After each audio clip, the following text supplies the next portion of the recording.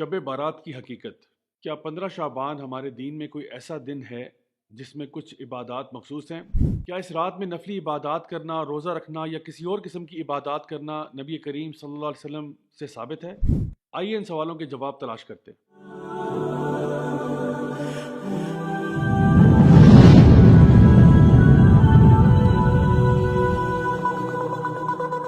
السلام علیکم ورحمۃ اللہ وبرکاتہ my dear brothers and sisters, میرا نام راجہ ضیاء الحق ہے، assistant professor at the international Islamic university and CEO at youth club. Shab Barat یا 15 شعبان کی فضیلت کے اعتبار سے ہماری امت میں بہت بحث و مباحثہ پایا جاتا ہے اور اکثر لوگ اس کے بارے میں بہت گرما گرمی بھی ہو جاتی ہے۔ تو میں نے سوچا کہ آج میں آپ کے سامنے ایک بہت ہی معتدل انداز میں، بہت ہی بیلنس طریقے سے اس کے بارے میں کچھ باتیں پیش کروں۔ سب سے پہلی بات یہ ہے کہ ہم لوگ ہمیشہ یہ چاہتے ہیں کہ اللہ تعالیٰ ہم سے راضی رہے، اللہ کے نبی کریم صلی اللہ علیہ وسلم کی جو تعلیمات ہم تک پہنچی ہیں ہم ان کے مطابق عمل کریں اور سارے وہ کام کریں جس سے اللہ راضی ہو جاتا ہے۔ اب بات یہ ہے کہ اللہ کو راضی کرنے کے لیے جو انفارمیشن آپ کو چاہیے ہوگی وہ ظاہر سی بات ہے، اس کے دو ہی بنیادی طور پہ سورسز ہیں۔ تو یا تو وہ اللہ سبحانہ تعالیٰ کی کتاب ہے قرآن مجید، یا پھر وہ نبی کریم صلی اللہ علیہ وسلم کی سنت ہے جو کہ 100% اوتھینٹک ہے۔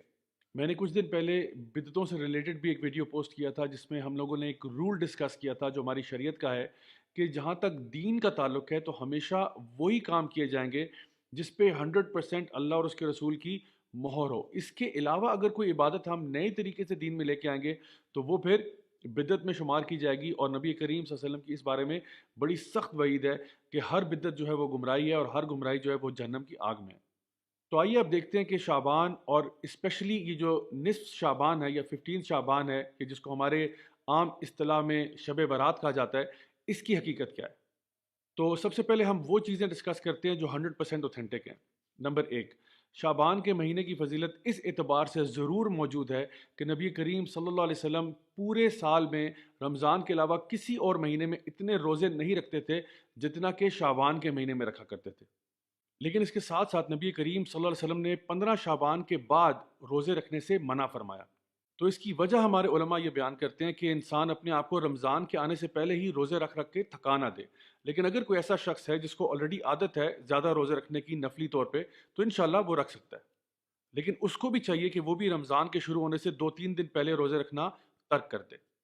تو یہ تو تھی شعبان کی فضیلت کہ اس مہینے میں نبی کریم صلی اللہ علیہ وسلم زیادہ سے زیادہ روزے رکھا کرتے تھے۔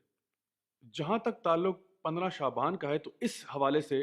جو دو روایات ہمارے سامنے آتی ہیں جن کا معنی تقریباً ایک جیسے ہیں، جو کہ اوتھینٹک ہیں، اس میں یہ بات بیان کی گئی ہے کہ اللہ سبحانہ تعالیٰ اس رات کو اپنی مخلوق کی طرف دیکھتے ہیں اور سوائے مشرک کے یا وہ شخص جو کہ بغض اور کینہ رکھتا ہے سب کو معاف فرماتے ہیں۔ تو اس بات سے پتہ یہ چلا کہ اگر آپ کے اندر ایمان کی کمی ہے یا اگر آپ لوگوں کے بارے میں بغض کینہ وغیرہ رکھتے ہیں تو برائے مہربانی 15 شعبان سے پہلے اس کو درست کریں تاکہ اللہ سبحانہ تعالیٰ آپ کو معاف فرمائے۔ اب آتے ہیں ان ڈھیروں روایات کی طرف جو اس موضوع کے اوپر یا تو بہت زیادہ کمزور ہیں سند کے اعتبار سے یا پھر موضوع ہیں، یعنی کہ فیبریکیٹڈ ہیں، من گھڑت ہیں۔ اور اس سے پہلے کہ میں آپ کے سامنے وہ باتیں بیان کروں، نبی کریم صلی اللہ علیہ وسلم کی ایک حدیث ہے جو بالکل صحیح ہے، جہاں پہ آپ نے فرمایا کہ ایک شخص کے جھوٹا ہونے کے لیے یہی بات کافی ہے کہ وہ ہر سنی سنائی بات کو آگے کر دے، لوگوں تک پہنچا دے۔ تو اس لیے ہمیں بہت احتیاط کرنی چاہیے کہ اس سے پہلے کہ ہم کسی کو کوئی ضعیف روایت بتانا شروع کریں یا کوئی اس کو من گھڑت روایتیں سنانا شروع کریں وداؤٹ ویریفائنگ فرسٹ، ہمیں خود اپنے بارے میں سوچنا چاہیے کہ کیا ہم جھوٹوں کی صف میں شامل ہونا چاہتے ہیں یا نہیں۔ تو سب سے پہلے وہ لوگ جو یہ کہتے ہیں کہ اس رات کو فیصلے ہوتے ہیں اور تقدیر کے فیصلے اور روحیں نکل آتی ہیں وغیرہ وغیرہ، تو پہلی بات تو یہ کہ روحوں کا نکلنا تو ہمارے دین میں کوئی ٹاپک ہے ہی نہیں، کیونکہ جو شخص ایک دفعہ فوت ہو گیا اس کا معاملہ اللہ کے ساتھ ہے، وہ عالم برزخ ہے، جو فوت ہو گیا وہ واپس نہیں آتا۔ دوسری بات یہ کہ جو لوگ یہ کہتے ہیں کہ اس رات میں قرآن مجید نازل ہوا تھا، یہ بالکل فیبریکیٹڈ بات ہے، اس لیے کیونکہ قرآن مجید ہم سب جانتے ہیں کہ وہ لیلۃ القدر میں نازل ہوا تھا۔ انا انزلناہ فی لیلۃ القدر وما ادراک ما لیلۃ القدر، یہ بچہ یہ بات جانتا ہے، اور لیلۃ القدر جو ہے وہ رمضان کے اندر آخری عشرے کی طاق راتوں میں تلاش کی جاتی ہے۔ پھر وہ احادیث جہاں پہ لوگ یہ کہتے ہیں کہ جی اللہ تعالیٰ سما دنیا پہ آتا ہے اور کہتا ہے کوئی ہے مجھ سے مغفرت مانگنے والا، کوئی ہے مجھ سے بخشش طلب کرنے والا، کوئی ہے مجھ سے دنیا اور آخرت کی کوئی چیز مانگنے والا جس کو میں عطا فرماؤں. تو یہ بات صرف نصف شعبان کے لیے مخصوص نہیں ہے، بلکہ ہر رات کو ایسا ہوتا ہے. یہ وہ تہجد کا ٹائم ہے جس پہ ہمیں اٹھنا چاہیے، اللہ تعالیٰ سے دعا کرنی چاہیے، نماز پڑھنی چاہیے. یہ ایک مسنون چیز ہے جو ہم کر سکتے ہیں پورا سال. اس کے علاوہ کچھ ایسی رسومات جو لوگوں نے اپنی طرف سے گھڑی ہوئی ہیں، فار ایگزامپل حلوے بنا بنا کے لوگوں کو کھلانا، یا قبرستان جانا، یا اس کے علاوہ بن ٹھن کے تیار ہونا اور یہ کہنا کہ یہ مردوں کی عید ہے، یہ سب چیزیں جو ہیں یہ فیبریکیٹڈ ہیں، ان کا کوئی وجود ہمارے دین میں نہیں ملتا. اس کے ساتھ ساتھ جتنی بھی احادیث عبادات کے اعتبار سے آتی ہیں کہ اس رات کو خاص عبادت 100 رکعت نماز پڑھی جائے اور 14 رکعت نماز پڑھی جائے اور یوں پڑھا جائے، یہ ساری کی ساری روایات فیبریکیٹڈ ہیں، موضوع ہیں، اور ہمیں کبھی بھی کسی تک منتقل نہیں کرنا چاہیے ان کو. آپ کسی بھی ایسے عالم سے جو حدیث کا پختہ علم رکھتے ہیں، چاہے ان کا تعلق کسی بھی مکتبہ فکر سے ہو، ان سے اگر آپ پوچھیں گے کہ جی ہمیں بتائیے کہ جو احادیث ہم ذکر کر رہے ہیں کیا یہ حدیثیں صحت کے اعتبار سے صحیح ہیں، وہ خود آپ کو بتائیں گے کہ ہاں ان میں ایسی روایات موجود ہیں جو کہ بہت زیادہ ویک ہیں یا پھر فیبریکیٹڈ ہیں، موضوع ہیں، یعنی کہ کسی نے خود سے گھڑی ہیں. نبی کریم صلی اللہ علیہ وسلم نے کبھی ایسا ذکر نہیں کیا تھا. پھر رہی وہ بات کہ لوگوں کا یہ کہنا کہ جی اس رات کو قسمت کے فیصلے ہوتے ہیں، تقدیر کے فیصلے ہوتے ہیں، یہ بات بھی درست نہیں ہے، کیونکہ یہ فیصلے بھی لیلۃ القدر کی رات میں ہوتے ہیں. اللہ سبحانہ تعالیٰ فرماتے ہیں تنزل الملائکۃ والروح فیہا باذن ربہم من کل امر، کہ اس رات کو جبریل امین اور فرشتے نازل ہوتے ہیں ہر فیصلہ لے کر اللہ تعالیٰ کی طرف سے. So my dear brothers and sisters, اگر ہم نے واقعی اللہ تعالیٰ کو راضی کرنا ہے، اپنے گناہوں کو بخشوانا ہے، تو کیوں نہ ہم وہ اعمال کریں اور کثرت سے کریں جو کہ نبی کریم صلی اللہ علیہ وسلم سے، آپ کے صحابہ سے، تابعین سے، تبع تابعین سے 100% ثابت شدہ ہیں. مثلاً تہجد کی نماز پڑھنا، خوب صدقہ خیرات کرنا، خوب ٹائم لگا کے ذکر کریں، قرآن مجید 3 4 گھنٹے قرآن پڑھیں، لمبی لمبی رکعت نمازوں کی نفل نمازیں پڑھیں، کوئی مسئلہ نہیں انشاءاللہ تعالیٰ. ایسے آپ تمام کام سارا سال ہی کر سکتے ہیں. اب اگر کوئی یہ شخص کہتا ہے کہ جی ہم 15 شعبان کو اگر خاص طور پہ کچھ عبادت کر لیں تو اس میں حرج ہی کیا ہے؟ حرج صرف اتنا ہے کہ اگر تو آپ کا یہ روز کا معمول ہے تو ضرور کریں، دعائیں مانگیں، ذکر کریں، قرآن پڑھیں، ضرور کریں. لیکن اس رات کو خاص کرنا نہ تو نبی کریم صلی اللہ علیہ وسلم سے 100% ثابت ہے، نہ ہی صحابہ کرام سے ثابت ہے، نہ ہی اہل بیت سے ثابت ہے، کسی سے بھی ثابت نہیں ہے کہ وہ اس رات کو خاص طور پر کچھ کیا کرتے تھے.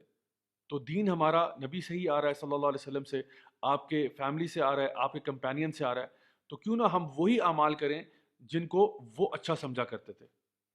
اب پوری بات کا خلاصہ یہ ہے کہ شعبان کا مہینہ ایک بڑا خاص مہینہ ہے جس میں نبی کریم صلی اللہ علیہ وسلم خوب روزے رکھا کرتے تھے. دوسری بات یہ کہ قرآن مجید میں 15 شعبان کی کوئی خاص اہمیت مینشنڈ نہیں ہے. یہ کہنا کہ جی اس رات کو تقدیر کے فیصلے ہوتے ہیں، یہ چیز بالکل من گھڑت ہے.